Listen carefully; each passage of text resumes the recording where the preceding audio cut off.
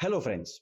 किसी भी देश की तरक्की तब तक अधूरी है जब तक उसकी सरहदें यानी बॉर्डर्स सुरक्षित ना हो। और आज के दौर में सुरक्षा का मतलब सिर्फ जाबाज सिपाही नहीं बल्कि modern weapons, high tech drones और स्ट्रॉन्ग डिफेंस इंफ्रास्ट्रक्चर भी है। इसी जरूरत को समझते हुए भारत सरकार ने इस साल के यूनियन बजट 2026 में अपनी सेनाओं के लिए खजाना खोल दिया है। इस साल डिफेंस बजट में लगभग 15% की भारी बढ़ोतरी की गई है, जिससे अब हमारा कुल डिफेंस बजट 7.85 लाख करोड़ के पार पहुंच गया है। लेकिन सवाल यह है कि इस भारी भरकम बजट की जरूरत क्यों पड़ी? क्या यह पड़ोसी देशों के साथ बढ़ते तनाव का जवाब है? आज हम करेंगे एक डीप डाइव कंपैरिजन। हम देखेंगे कि भारत का यह डिफेंस बजट हमारे पड़ोसियों यानी चाइना, पाकिस्तान और बांग्लादेश के मुकाबले कहां खड़ा है। क्या हम वाकई आत्मनिर्भर बन रहे हैं या फिर ड्रैगन की चालों को मात देने के लिए हमें और भी बड़े खर्च की जरूरत है? अब जरा आंकड़ों के गणित को समझते हैं। पिछले साल भारत का रक्षा बजट करीब 6,81,210 करोड़ रुपए था, लेकिन इस बार सरकार ने इसे बढ़ाकर 7,84,678 करोड़ रुपए कर दिया है। यानी कि रक्षा मंत्रालय ने साफ कर दिया है कि हमारा फोकस सिर्फ पैसे खर्च करने पर नहीं बल्कि उसे सही जगह लगाने पर भी है। रक्षा मंत्रालय ने हाल ही में सोशल मीडिया प्लेटफॉर्म एक्स पर यह जानकारी दी है कि इस बजट बढ़ोतरी के पीछे तीन सबसे बड़े पिलर्स हैं। पहला है मॉडर्नाइजेशन, यानी हमारी सेना के पास पुराने हथियारों की जगह दुनिया की लेटेस्ट टेक्नोलॉजी हो। दूसरा है टेक्नोलॉजिकल इनोवेशन, ताकि हम सिर्फ बाहर के हथियार ना खरीदें बल्कि खुद नई तकनीक इजाद भी करें। और तीसरा है इजी प्रोक्योरमेंट, यानी सेना के लिए नए साजो सामान खरीदने की प्रोसेस को इतना आसान और पारदर्शी बनाया जाए कि जरूरत पड़ने पर कोई भी कमी ना रहे। लेकिन दोस्तों, असली कहानी इन आंकड़ों के अंदर छिपी कैपिटल आउटले में है। आसान भाषा में कहें तो यही वो फंड है जिससे नए फाइटर जेट्स, मिसाइलें और जंगी जहाज खरीदे जाते हैं। इस बार सरकार ने इसमें 21.8 का जबरदस्त उछाल किया है। जहां पहले यह बजट 1.80 लाख करोड़ था, अब उसे बढ़ाकर 2.19 लाख करोड़ कर दिया गया है। यानी हमारी सेना की फायर पावर को अपग्रेड करने के लिए सरकार ने दिल खोलकर अलॉट किया है। अब बात करते हैं सेना को चलाने वाले डेली खर्चे की, जिसे हम डिफेंस सर्विसेज रेवेन्यू कहते हैं। इसमें भी 17.2 की बढ़ोतरी देखी गई है। यह बजट अब 3.11 लाख करोड़ से बढ़कर 3.65 लाख करोड़ हो गया है। अब आप सोच रहे होंगे कि ये रेवेन्यू बजट आखिरकार है क्या, तो मैं आपको बता दूं कि फौज का रोजाना खर्चा जैसे जवानों की सैलरी, हथियारों की मेंटेनेंस, गाड़ियों का फ्यूल और मरम्मत सब इसी फंड से मैनेज होता है। लेकिन जब हम दुनिया की सबसे बड़ी महाशक्ति यानी अमेरिका की बात करते हैं तो मुकाबला बिल्कुल अलग लेवल पर पहुंच जाता है। अमेरिका पहले से ही रक्षा पर सबसे ज्यादा खर्च करने वाला देश है, जिसका 2026 का बजट करीब 901 अरब डॉलर मंजूर हो चुका है। पर असली चौंकाने वाली खबर वॉशिंगटन से आ रही है। राष्ट्रपति ट्रंप ने 2027 के लिए इसे बढ़ाकर 1.5 ट्रिलियन डॉलर करने का प्रस्ताव रखा है। अब जरा सोचिए, जहां भारत का कुल बजट 94 बिलियन डॉलर के आसपास है, वहीं अमेरिका का प्रस्तावित बजट उससे 15 गुना ज्यादा है। अमेरिका का यह बेहिसाब खर्च सिर्फ हथियारों या सैनिकों की तनख्वाह के लिए नहीं है। यह पैसा खर्च होता है उनकी ग्लोबल प्रेजेंस बनाए रखने के लिए। दुनिया भर में फैले उनके सैन्य ठिकाने यानी military bases, advance fighter jets, विशाल एयरक्राफ्ट कैरियर्स और यहां तक कि स्पेस और साइबर वॉरफेयर की क्षमताओं को बनाने रखने के लिए अमेरिका पानी की तरह पैसे बहाता है। अब सीधी बात यह है कि भारत का बजट जहां अपनी सरहदों को सुरक्षा और आत्मनिर्भर बनने पर फोकस्ड है, वहीं अमेरिका का मकसद पूरी दुनिया पर अपनी सैन्य धाक यानी ग्लोबल डोमिनेंस जमाए रखना है। इन आंकड़ों को देखकर साफ है कि सुपर पावर बनने की रेस में अमेरिका अभी भी कोसों आगे खड़ा है। सीधी बात यह है कि सरकार एक तरफ नए हथियार खरीदकर अपनी ताकत बढ़ा रही है, तो दूसरी तरफ अपने जवानों की सहूलियत और ऑपरेशंस की तैयारी पर भी पूरा ध्यान दे रही है। इसके अलावा डिफेंस पेंशन में 6.53% की बढ़ोतरी की गई है, जो अब 1.71 लाख करोड़ रुपए तक हो गया है। लेकिन दोस्तों, अगर दुनिया के एक और बड़े खिलाड़ी यानी रूस की बात करें तो वहां की तस्वीर एकदम अलग है।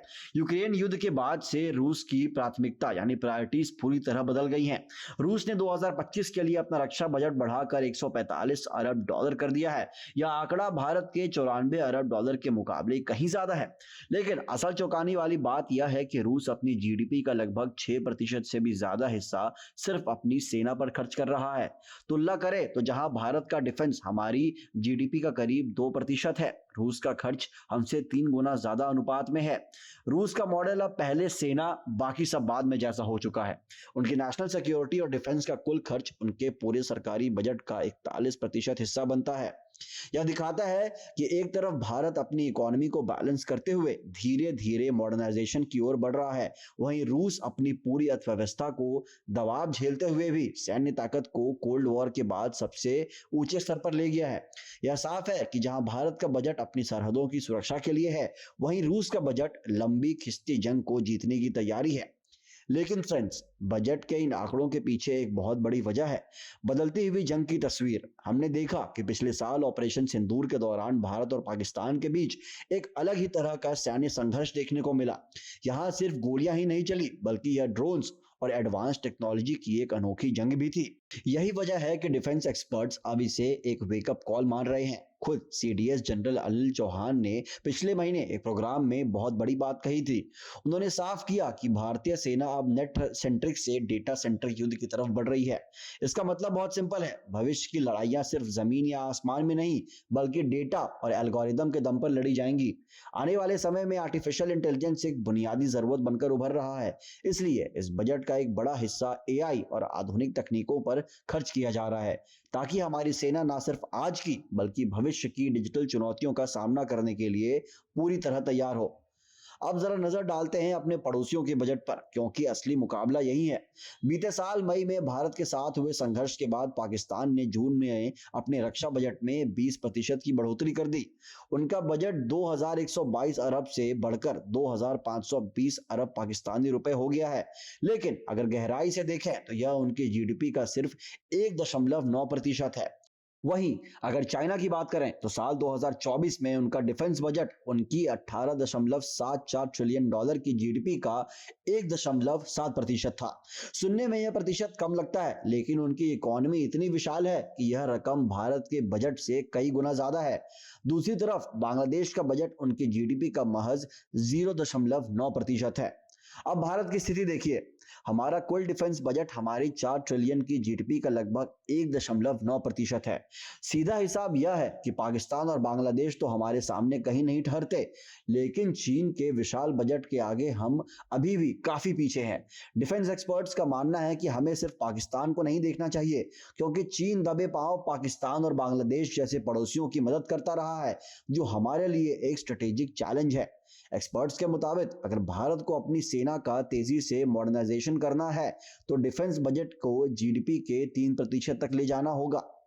हैरानी की बात यह है कि 1962 की जंग से लेकर आज तक हमारी जीडीपी तो कई गुना बढ़ गई है, लेकिन रक्षा बजट हमेशा 2% के इर्द गिर्द ही घूमता रहा है। सेना की डिमांड हमेशा 3% की रही है, ताकि हम अपनी जरूरतों को पूरी तरह और वक्त पर पूरा कर सकें। बिना इस 3% के जादुई आंकड़े के मॉडर्नाइजेशन की रफ्तार को तेज करना एक बड़ी चुनौती माना जा रहा है।